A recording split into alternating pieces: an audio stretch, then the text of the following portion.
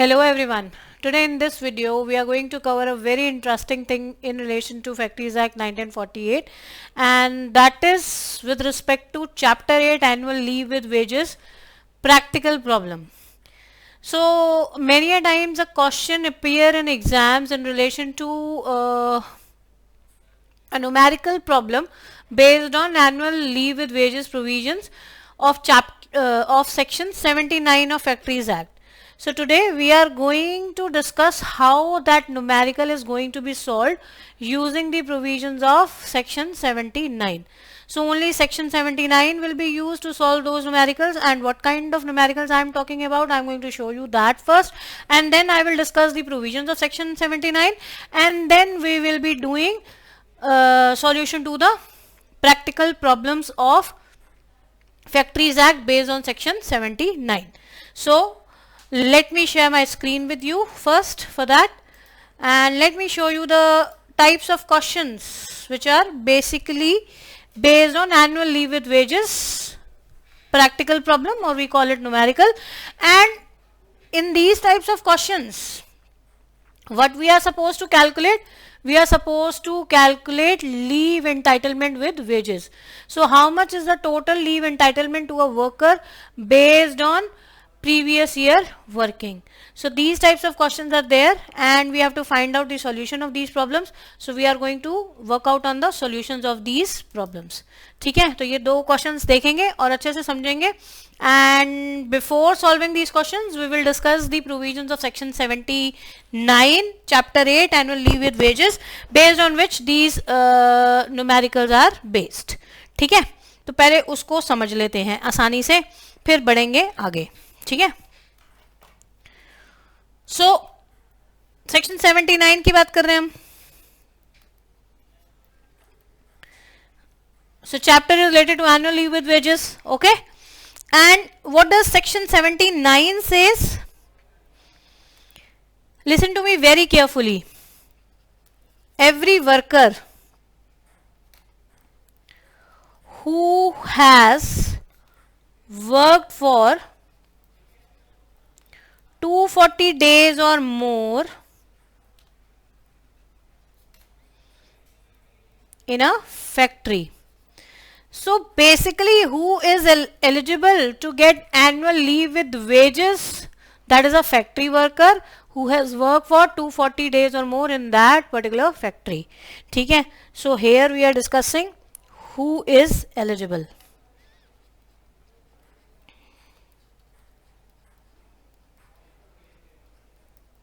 Right? Okay. During a calendar year. So which period is being talked about under section 79? During a calendar year. So this working of 240 days or more has to be analyzed from the viewpoint of working in a particular calendar year. Right? Let's say we are talking about 2017 here or 2023 here. Okay? Then such a worker who has worked for 240 days or more in a factory, he is allowed during subsequent calendar year.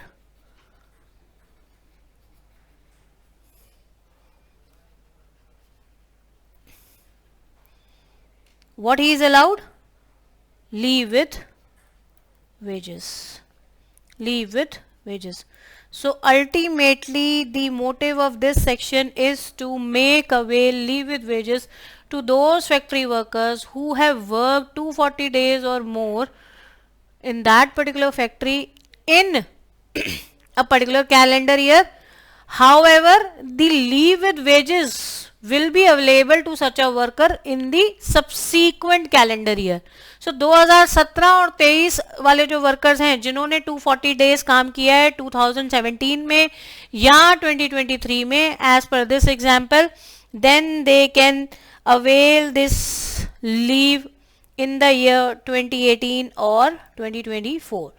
So if we are talking about year 2017, they can avail this leave in the year 2018, and if they have worked for more than if they have worked for 240 days or more in the year 2023, 3, then they will be entitled to leave with wages in the year 2024. तो समझ में आ गया, काम किया पिछले साल, leave मिलेगी अगले साल, काम किया पिछले साल, लीव मिलेगी अगले साल. ठीक है, अब किस रेट पे अवेलेबल होती है, इतना चंक समझ में आ गया. किसको मिलनी है ये हमेशा ध्यान रखनी है. 240 डेज और more is the criteria which is set under section 79. 240 दिन अगर आपने काम किया होगा तब आप अगले साल एनुअल लीव विद वेजेस ले लीजिए. इसका मतलब क्या है, एनुअल लीव विद वेजेस का अल्टीमेटली मतलब क्या है कि छुट्टी पर भी जाइए लेकिन वेजेस आपको मिलेंगी, पेड लीव्स मिलेंगी. ठीक है, सिंपल सी बात है. अब हमारा मकसद क्या है सेक्शन 79 में, ये जानना कि किस रेट पर ये लीव्स अवेलेबल हैं. ठीक है, so rate of leave entitlement we are going to cover. LE stands for leave entitlement. ठीक है, तो for the rate the workers have been divided into two parts. ठीक है, one is your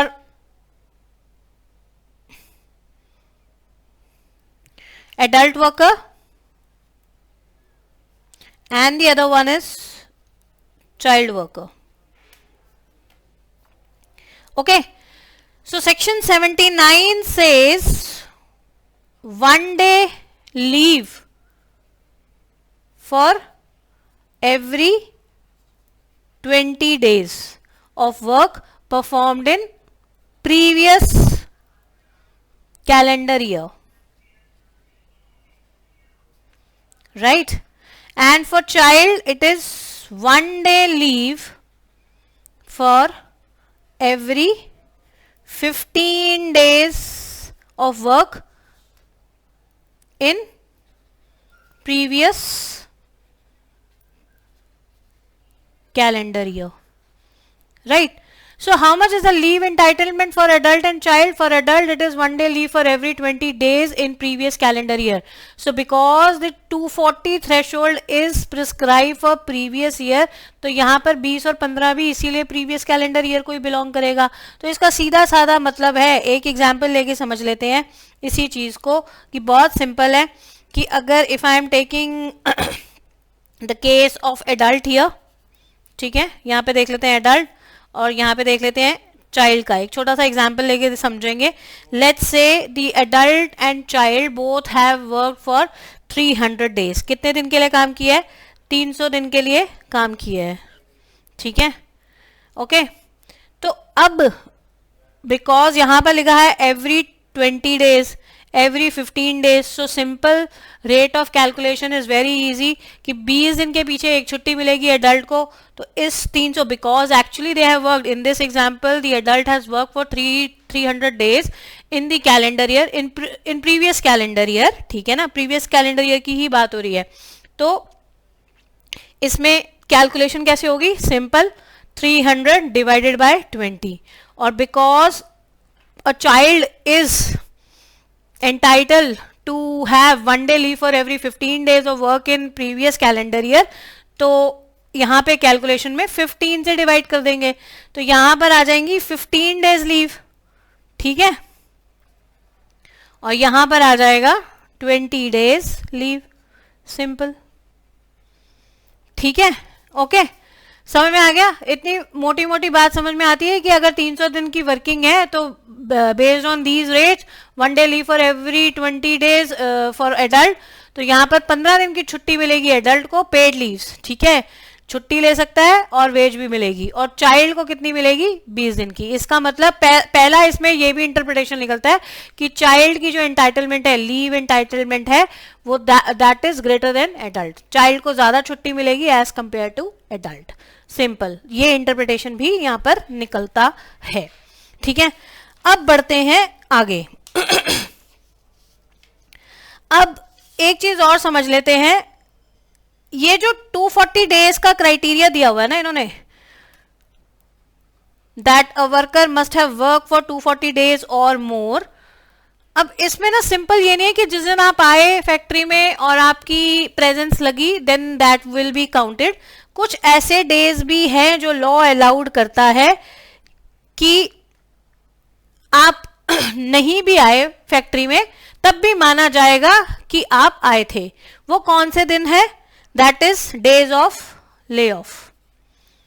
but yes, अगर मतलब lay off क्या होता है? Because it is from the employer side and layoff is not because of the fault of the worker, so that is why these days need to be added back। इसका मतलब ये है कि जितने actual number of days of working दिए होंगे question में, ये सारे days हम क्या करेंगे? उसमें ऐड करेंगे। ध्यान रखना है हमारे को न्यूमेरिकल में जितने भी ये सारे डेज है वो ऐड बैक करेंगे, क्योंकि लॉ मानता है अगर आप ले ऑफ की वजह से घर पे बैठे थे तब भी you were attending the factory, you will be assumed to be attending factory on that day। क्यों? क्योंकि उसमें आपका कोई बुरा मकसद, आपका कोई मकसद नहीं था, ठीक है ना, आपका कोई फॉल्ट नहीं था, वर्कर का इसमें कोई फॉल्ट नहीं है, सो इसलिए ऐसे दिन ऐड करेंगे, ठीक है। बट प्रोवाइडेड ये lay off as per standing orders होना चाहिए, या it should be as per the agreement और contract in between the workers and employer, ठीक है ना। सो एज पर एसओ के अकॉर्डिंग होने चाहिए। SO stand for standing orders, ठीक है, या एग्रीमेंट के परसुएंट होने चाहिए या कॉन्ट्रैक्ट का परसुएंट होना चाहिए, ठीक है। अब कोई फीमेल है, so she might be in the need of availing maternity leave, ठीक है। तो कोई फीमेल जो मैटरनिटी लीव पर जा रही है, अगर उसने ऐसी कोई छुट्टी ली है तब भी in order to calculate the period of 240 days or more ये maternity leave भी add back करेंगे, ठीक है। Similarly किसी वर्कर ने लीव विद वेजेस enjoy करी है in the previous year मतलब इस साल की हम अकाउंटेबिलिटी देख रहे हैं, इस साल की हम कैलकुलेशन करेंगे for annual leave with wages. तो अगर इसी वर्कर ने पिछले साल कुछ एनुअल लीव विद वेजेस ली थी तो then we will assume that this worker was working in the factory, ठीक है। तो लीव विद वेजेस अगर कुछ प्रीवियस ईयर की आपने एंजॉय करी है then that quantum of leave will also be added back to calculate 240 days और मोर पीरियड, ठीक है जी, समझ में आ गया। अब ना हमेशा ये याद रखना है, इसमें ना इस सेक्शन में एक छोटा सा ट्विस्ट दिया हुआ है जो कि इस न्यूमेरिकल को सॉल्व करने में हेल्प करेगा। और कई बार ना एग्जाम में पता नहीं चलता कि मतलब ये हमारे से पॉइंट ना छूट जाता है। हमेशा ये याद रखना है जो सबसे इंपॉर्टेंट इस सेक्शन का पॉइंट है और न्यूमेरिकल पॉइंट ऑफ व्यू से भी बहुत इंपॉर्टेंट है, which is going to help you in solving the numerical correctly. तो वो पॉइंट अब मैं आपको बताने जा रही हूँ कि जो ये कंप्यूटेशन और 240 डेज और मोर है ना, ठीक है, ये जो कंप्यूटेशन ऑफ 240 डेज और मोर है, इस ये एंटाइटलमेंट के लिए तो चेक करेंगे। ये सारे जो डेज हैं, ये जो अभी मैंने आपको बताए हैं, ये सारे डेज एंटाइटलमेंट के लिए तो ऐड बैक करेंगे, but not for your computation of leave entitlement.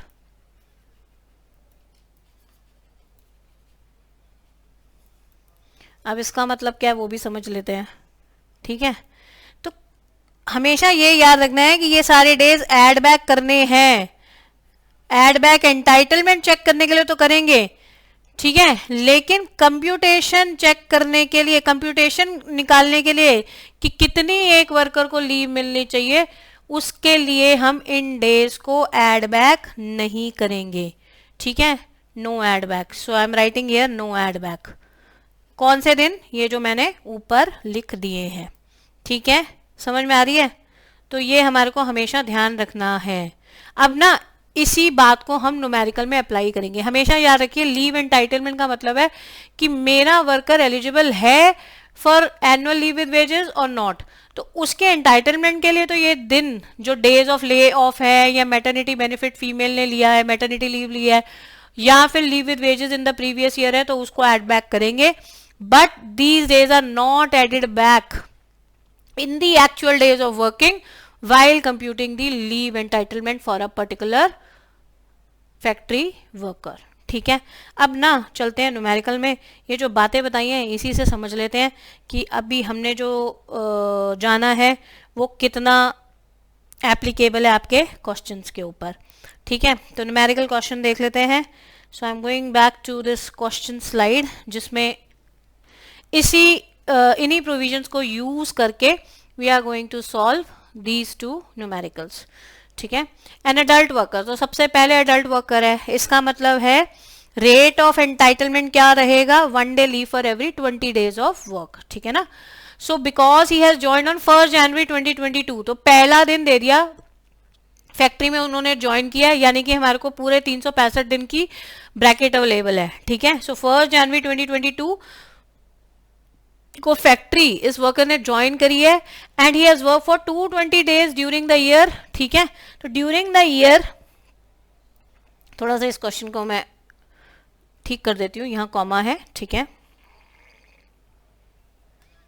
Okay, has been laid off for 25 days as per standing order, okay, during the year. How many days of leave with wages she or he be entitled to during the calendar year 2023? तो बहुत simple सा question है, क्योंकि मेरे worker ने, देखो अब information क्या क्या गिवन है कि 1 जैन को उसने ज्वाइन किया है, ठीक है, और एक्चुअल डेज ऑफ वर्किंग कितना है, अब 20, देखो हमने क्या बोला था कि प्रीवियस ईयर में वर्किंग होगी और अगले साल में एनुअल लीव विद वेजेस की एंटाइटलमेंट होगी, है ना। तो 2 साल दिए हैं, 2022 को ज्वाइन किया है, तो 2023 में उन्होंने लीव एंटाइटलमेंट पूछ ली है। तो 2023 की एंटाइटलमेंट कितनी होगी, बेसिकली पहले तो सबसे पहले हम ये चेक करेंगे whether this worker has worked 240 days और मोर और नॉट। तो 240 डेज और मोर की वर्किंग चेक कर लेते हैं, क्योंकि एक्चुअल डेज ऑफ वर्किंग कितनी है, एक्चुअल वर्किंग डेज कितने हैं, WD stand for working days, ठीक है। एक्चुअल वर्किंग डेज कितने हैं, 220, and the information is also given he has been laid off for 25 days as per standing orders, दे दिया एज पर स्टैंडिंग ऑर्डर्स की 25 दिन का उसका ले ऑफ था। तो मैंने आपको इस स्लाइड पे दोबारा, मैं इसी स्लाइड पे आपको ले जाती हूँ ताकि आपको याद रहे कि मैंने आपको क्या बताया था। अब देखिए, जब भी वो ले ऑफ जा रहा है एज पर स्टैंडिंग ऑर्डर्स, तो these days needed to be added back, ठीक है। तो जो एक्चुअल डेज ऑफ वर्किंग है उसमें हम ऐड बैक करेंगे, एंटाइटलमेंट चेक करनी है मुझे, ठीक है।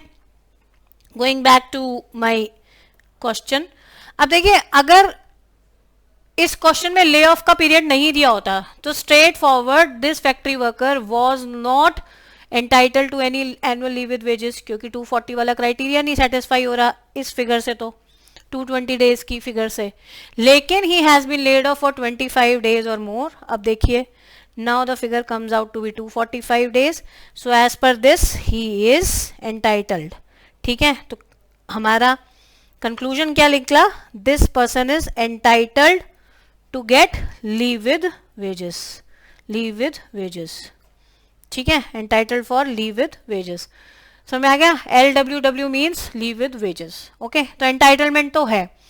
अब हमसे क्वेश्चन में ये पूछा है हाउ मेनी डेज ऑफ, अब नील भी दिया हुआ ना, क्योंकि क्राइटेरिया नील तो तब होता जब ये 220 डेज की फिगर होती और ले ऑफ का पीरियड नहीं दिया होता, तब नील आंसर हो जाता। क्योंकि अब because now he is entitled, तो हमें ये चेक करना है how many days of leave with wages he is entitled to, ठीक है। तो सिंपल सी बात है, एंटाइटलमेंट के लिए ऐड बैक करेंगे, लेकिन कंप्यूटेशन के लिए ऐड बैक नहीं करेंगे ले ऑफ का पीरियड।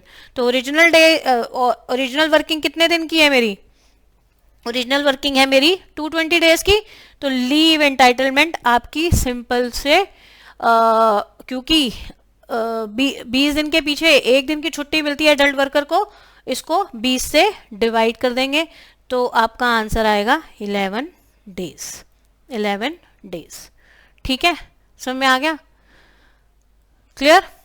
तो इसका करेक्ट आंसर है ऑप्शन डी। समझ में आ गया कैसे कैलकुलेट हुआ। अब आप कहेंगे कि अगर फ्रैक्शन में आंसर आता, देखिए इसके लिए भी सेक्शन 79 में बड़ा अच्छा प्रोविजन दिया हुआ है कि कोई भी हाफ डे और मोर की फ्रैक्शन है ना, this has to be rounded off to the next number. अगर इसका आंसर 11 डेज की जगह, मान लीजिए इसी का आंसर 11 डेज की जगह 11.25 आया होता, ठीक है, या 11.50 आया होता, या 11.75 आएगा, ऐसा ही कुछ आएगा ना। So less than half, equal to half, ठीक है, या greater than half.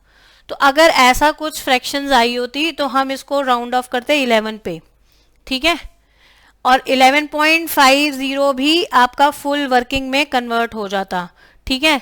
So fraction of half day और मोर, हाफ डे हो या मोर हो, तो ये हाफ है या ये मोर है, so they will be rounded off to the next higher number. तो इस केस में 12 डेज होता आंसर और इस केस में भी 12 डेज होता, बेस्ड ऑन एन अजम्पशन कि हमारा आंसर राउंड फिगर में ना आकर कुछ फ्रैक्शन में आया होता, पॉइंट्स में आया होता। तो 11.25 will be rounded off to 11। So less than half वाली पिछले नंबर पर, हाफ और मोर देन हाफ वाली अगले नंबर पर जाके राउंड ऑफ हो जानी थी, ठीक है। अब एक चीज जो मैं और बताना चाहती हूँ आपको यहाँ पर कि 1 जनवरी इन्होंने 2022 तो दे दिया, अभी नेक्स्ट क्वेश्चन भी देखेंगे, ठीक है, ताकि और अच्छे से अंडरस्टैंडिंग डेवलप हो जाए। तो ये फ्रैक्शन वाला भी ध्यान रखना है हमने, ठीक है। ये दिया है इन्होंने 1 जनवरी 2022 को इस वर्कर ने ज्वाइन किया है, ठीक है, लेकिन ये भी तो हो सकता था ना कि ये वर्कर 1 जनवरी को ना ज्वाइन करके, यहाँ पे देखिए 1 जनवरी लिखा हुआ है ना, तो 1 जनवरी को ना ज्वाइन करके मान लीजिए this worker is joining on 1 अप्रैल, ठीक है। अब मैं इसी का वेरिएशन बता रही हूँ आपको। मान लेते हैं इस वर्कर की जो ज्वाइनिंग है वो 1 अप्रैल की है, 1 अप्रैल 2022, ठीक है। Now he is joining in someway mid of the year, not on the starting of the beginning of the year, ठीक है। तो उस केस में हमें कितना लेना है कि जितने नंबर ऑफ डेज निकल चुके हैं साल के वो हटा दीजिए, ठीक है। तो कितने निकल गए, जैन, फेब और मार्च निकल चुका है, because he is joining on 1 अप्रैल। तो जैन के दिन हो गए 31 और फरवरी के 28 और मार्च के हो गए 31। So this comes out to be your 90 दिन तो निकल चुके हैं। तो जितना ओवरऑल पीरियड है 365 डेज में से इस 90 को माइनस कर देंगे, ठीक है। 365 डेज में से 90 को माइनस कर दीजिए, इस पीरियड को काउंट नहीं करेंगे। बाकी जितने बचे 275 डेज, ठीक है। तो इस 275 डेज में क्या इस वर्कर की 2/3 ऑफ वर्किंग है या नहीं वो चेक करेंगे। तो 275 का 2/3 निकाल लेंगे। So this comes out to be your 183.33 something. तो ये जो 240 डेज का जो क्राइटेरिया है ना, अब वो चेंज होकर इसको कंसिडर करना है, वो ना कंसिडर करके इसको कंसिडर करना है, ठीक है। तो अगर उसने 2022 में 183 डेज और मोर काम किया है, then he is entitled to get annual leave with wages in the year 2023। तो मैंने यहाँ पर आपको एक और क्वेश्चन बना के दिखा दिया है जिसमें कि इसकी वेरिएशन आ सकती थी कि 1 जनवरी को ना ज्वाइन करके अगर किसी और डेट पे ज्वाइन किया होता, 1 अप्रैल को ज्वाइन किया है, तो पहले जितना टाइम पीरियड निकल चुका है उसको साल में से कम कर दीजिए, क्योंकि उसमें उसने ज्वाइनिंग ही नहीं करी थी, ठीक है। तो 90 डेज यहाँ पे जैसे इस एग्जाम्पल में है, तो 365 में से 90 हटा दिया मैंने, 275 बचा। अब उसका हमेशा 2/3 लेना है जितने भी नंबर ऑफ डेज बचे, ठीक है। 275 का 2/3 इस केस में निकालेंगे तो 183। तो 240 डेज की जगह अब उसने इस वर्कर ने एटलीस्ट कितने दिन काम किया होना चाहिए 2022 में, 183 डेज, 183 डेज, तभी उसको लीव एंटाइटलमेंट मिलेगी, ठीक है जी, समझ में आ गया। तो ये थोड़ा सा वेरिएशन हो सकता था। अब चलते हैं एक इससे मिलता जुलता एक क्वेश्चन और देख लेते हैं ताकि हमारी जो अंडरस्टैंडिंग है वो अच्छे से और कंप्लीट हो जाए, ठीक है। A worker working in a factory has work for 225 days during the calendar year 2017। तो सबसे पहले हम एंटाइटलमेंट चेक करेंगे, फिर कंप्यूटेशन पर आएंगे। सबसे पहले एंटाइटलमेंट, तो 240 डेज यहां पर लिख लीजिए। 240 डेज कितनी मुझे चाहिए, 240 डेज की एंटाइटलमेंट के लिए मुझे चेक करना है। अब यहां पर दे दिया 225 डेज। तो वैसे तो अगर हम देखें तो this worker is not eligible to get the annual leave with wages if we are looking at only actual number of working days of this worker, ठीक है ना। But he has been laid off for 20 days as per the standing order. तो as per standing order he has been laid off. तो ये जो actual number of working days हैं, ठीक है ना, 225 है, इसमें लेड ऑफ वाले ऐड बैक करने हैं। And also avail 10 days of leave with wages during the said year. तो लीव विद वेजेस भी एड बैक होती हैं. ठीक है, तो 10 दिन और ऐड कर देंगे तो कितना हो गया 5. दिस इज 5 एंड देन 255 है ना. तो 255 के according this worker is eligible to avail annual leave with wages. बस एक स्टेप हो गया, एक और रहता है हमारा, दैट इज कंप्यूटेशन का. क्या करना है हमारे को, कंप्यूटेशन भी करनी है इसकी. ठीक है, वो भी कर लेते हैं तो हमारा ये काम खत्म हो जाएगा.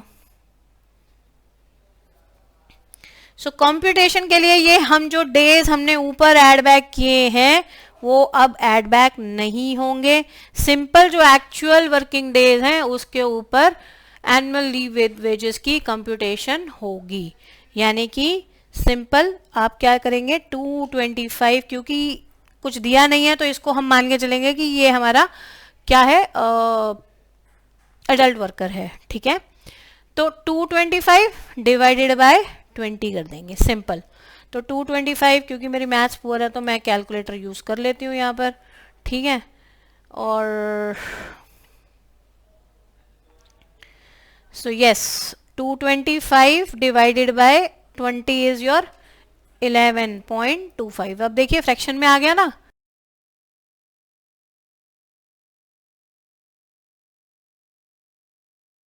Rounded off to